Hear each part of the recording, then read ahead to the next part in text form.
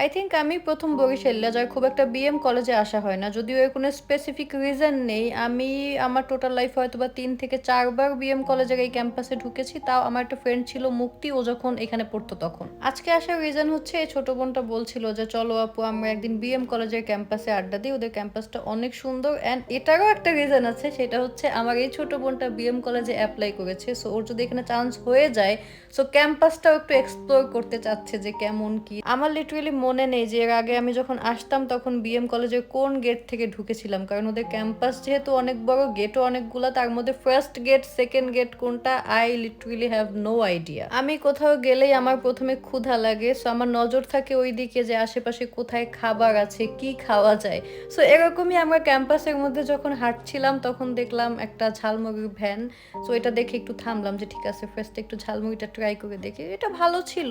ভালো ছিল বলতে অত ভালো ছিল না যে একদম মানে বলবো খুব ভালো ছিল, মাস্ট ট্রাই এরকম কিছু না। ঝালমুড়ি শেষ করে আমরা আবারও হাঁটা শুরু করলাম, কারণ আজকে আমাদের প্ল্যানই হচ্ছে ক্যাম্পাসটা একটু এক্সপ্লোর করা। এই আউটফিটের ডিটেলসটা বলে রাখি, সেটা হচ্ছে এই মকনেক টি শার্টগুলো তোমরা পেয়ে যাচ্ছ স্টাইল ফরেস্ট পেজে, আমি স্ক্রিনে দিয়ে দিচ্ছি। আমার এই টাইপের ফুল স্লিভের টি শার্ট খুবই পছন্দ for both summer and winter. যাই হোক, এখানে ঘুরতে ঘুরতে দেখছিলাম একটা ফুচকার দোকান, আর আমি ফুচকা দেখলেই মানে আমার এটা ট্রাই করতেই হবে। কিন্তু এই ফুচকার এক্সপিরিয়েন্স আমার একটু ভালো ছিল না, কারণ ওরা এত বেশি ঝাল দিয়ে রাখছে, আমি এত বেশি ঝাল খেতে পারি না।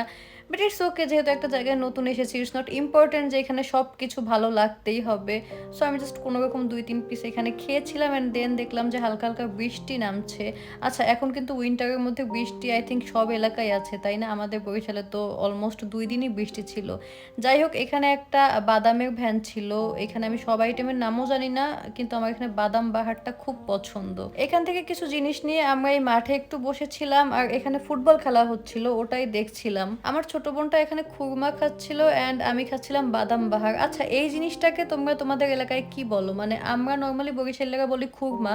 আই ডোন্ট নো অন্যান্য এলাকায় খুরমা বলে কিনা, আমার আসলে আইডিয়া নেই। আমার এখনো মনে আছে আমি যখন ক্লাস 1-এ পড়তাম তখন আমি এই জিনিসটা অনেক বেশি খেতাম। এখন যে খাওয়া হয় না তা না, সামনে পড়লে খাওয়া হয়, বাট আগের মতো না। সো বলতে পারো এটা আমার একদম চাইল্ডহুড ফেভারিট। তোমরা আমাকে জানিও কিন্তু তোমাদের এলাকায় এই জিনিসটার নাম কি। যেহেতু এর আগে আসা হতো ফ্রেন্ডের সাথে মিট করতে, সো ক্যাম্পাস কখন এক্সপ্লোর করা হয়নি, বাট আজকে তো ঘুরতে এসেছি। ফাইনালি যেটা বলা যায় সেটা হচ্ছে বিএম কলেজ সত্যি অনেক সুন্দর। তোমরা যারা ভিডিওটা দেখছো কেউ যদি বিএম কলেজের থেকে থাকো অবশ্যই কমেন্ট করে জানাবে। বিএম কলেজ থেকে একটু আর্লি বের হয়েছিলাম, কারণ বেলস পার্কে গিয়ে চা খাবো, দেন বাসায় আসবো। তোমরা আমাকে অনেকেই বলো যে আপু তোমাকে এভরিডে বেলস পার্কে দেখি, বা তুমি প্রত্যেক দিন ওখানে কেন যাও? এখানে আসলে প্রত্যেক দিন আসার রিজন হচ্ছে আরমান মামার চা। আমি যখনই বাইরে থাকি আমি ট্রাই করি সন্ধ্যায় বাসায় ঢোকার আগে এখান থেকে চা খেয়ে দেন বাসায় যাব।